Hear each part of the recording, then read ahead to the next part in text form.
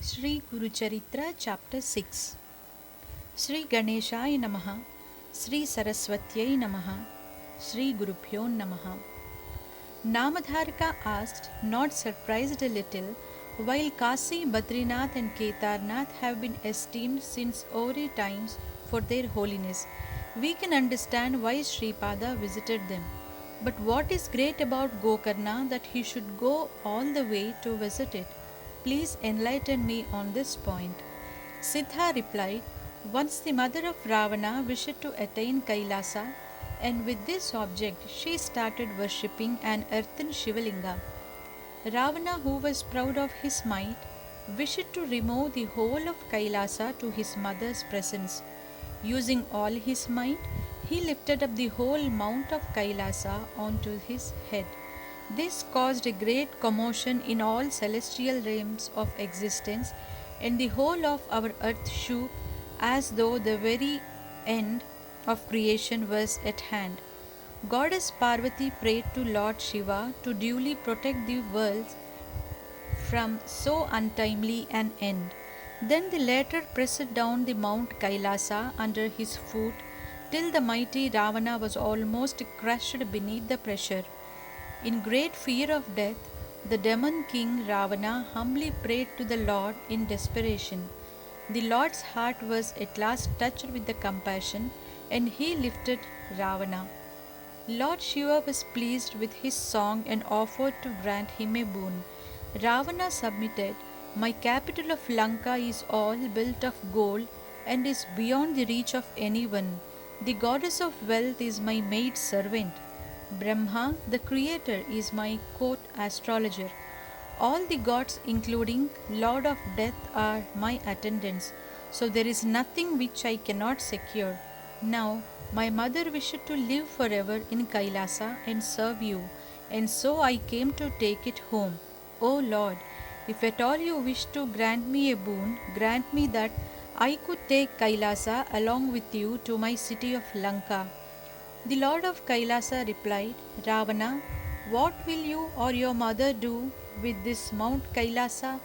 I shall bestow on you my Atmalinga, which is incomparably superior to Kailasa. By worshipping it, you will attain to my own state of being. Ravana gratefully accepted the same and very happily returned to Lanka with it. Sage Narada, the messenger of the gods, witnessed the whole incident and reported the matter to them. In great anxiety, Brahma, Vishnu, and Narada approached Shiva and asked him why he granted such a potent Atmalinga to a demon king like Ravana. They said, is it proper that he who is a thorn in the flesh of all beings attain to your power and glory? I was too captivated by his charming song to consider the unwisdom of my spontaneous gesture, and so bestowed it on him without a second thought. By now he could not have reached Lanka yet, and something can be done at once to retrieve it, said Shiva, and prompted Narada and Ganesha to conceive a way to somehow deprive the demon king of the linga. Accordingly, Narada at once approached Ravana with the speed of thought and addressed him, O Ravana, whence are you coming and whither are you bound? Ravana replied, having won the heart of Lord Shiva, I have gained this Atmalinga, which I am taking to Lanka, and showed it to him. Narada said, O Ravana, once a terrible beast started killing all the wild buffaloes near a forest. At last, the Holy Trinity hunted it down and made each one a Shivalinga from its horns. They transformed them into their selves and henceforth treated them as their Atmalingas. This is one of those three and can bestow the eternal proximity of Lord Shiva and hence immortality and infinite power.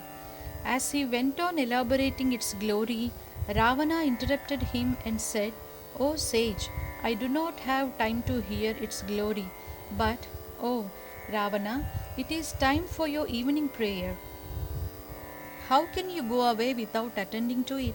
Said Narada, and sat there elated that he could find so potent a reason for delaying the demon king's progress to his homeland. Meanwhile, Lord Ganesha came there in the guise of a young celibate. Ravana accosted him in a stern voice. Who are you? Where are you going? The boy celibate replied, I am the son of one Uma and Shankara. I am frightened by your demeanor. Let go my hand. Hold this linga just for a short while. I shall show you my golden city Lanka and you can happily live there, insisted Ravana. I cannot hold this heavy linga. Besides, I will not come to Lanka, which is the city of terrible demons, said the celibate.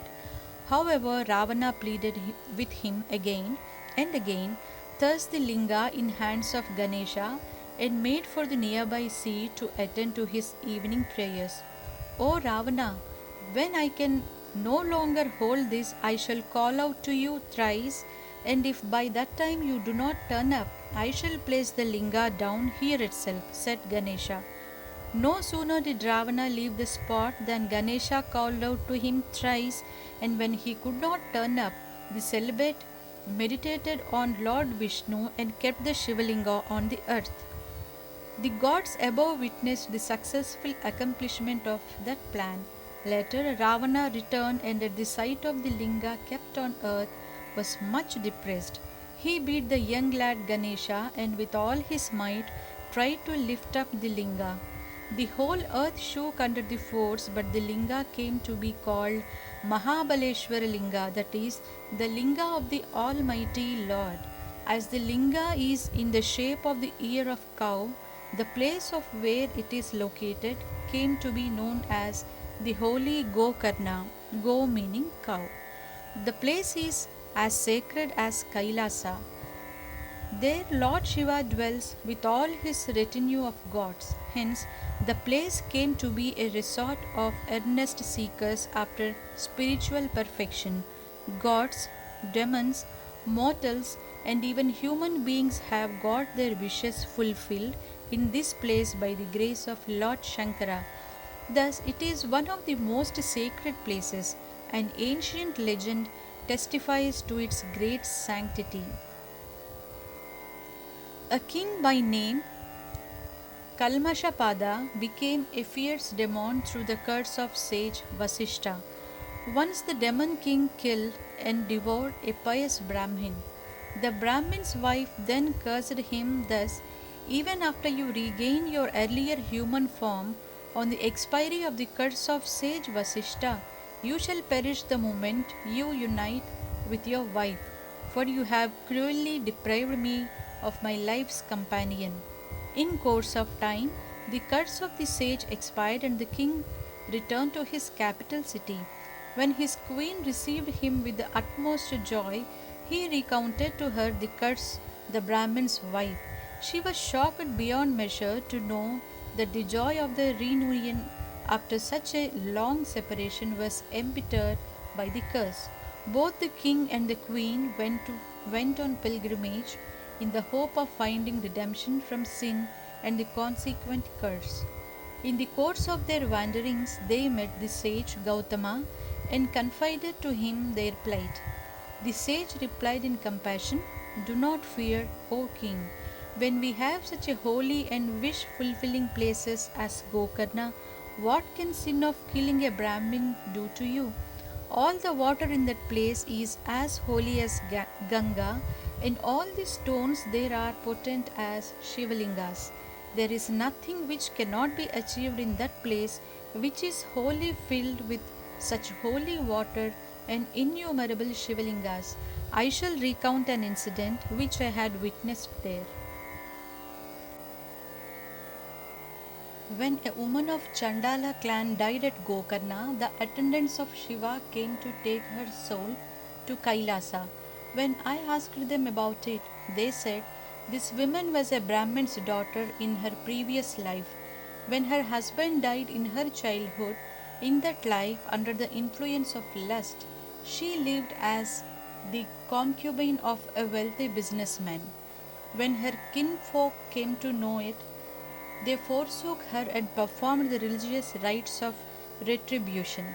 Henceforth she cast all sense of shame to the winds and started living a detestable life openly. She got addicted to liquor. One day she was drunk. She mistook the calf of a cow for a goat and ate its flesh, keeping its head for the next day. When her lover arrived the next morning, she saw the calf's head and started bemoaning that a tiger had killed the calf. She committed several such sins, and in consequence, she suffered much in hell and was reborn as a woman of the Chandala clan in this life. She was born blind and suffered from leprosy. After some time, her parents who cared for her had died. Having no one to take care of her, she arrived at Gokarna. She starved for several days and begged for food. On a holy Shivaratri, as it was customary for devotees to fast on that day, they had nothing to give her except a handful of bay leaves which were used for the worship of Lord Shiva. As they were not fit for eating, she dropped them down. One of them fell on a Shivalinga. Thus, even without her knowing it, she happened to fast on the Shivaratri day and worship the Shivalinga with a bell leaf.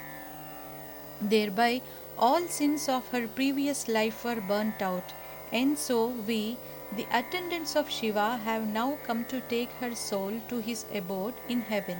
So saying, they besprinkled her body with ambrosia, amrita, and took her to the higher world in divine vehicle. If the righteous act which she had unknowingly performed was so efficacious, you can imagine how much more so could continuous worship be. So, O King, you proceed to Gokarna and serve the Lord there. You shall be free from this sin. In accordance with the counsel of the sage Gautama, the king and the queen went to that holy place and freed themselves from the curse through austerity. In such a holy place as this, Sripada lived for 3 years. Having uplifted several seekers there spiritually, the Lord went to Kuruvapura and disappeared there. Sri Dattaya Gurave Namaha, Sri Sripada Srivallabhayai Namaha, Sri Nrsimha Saraswatyai Namaha.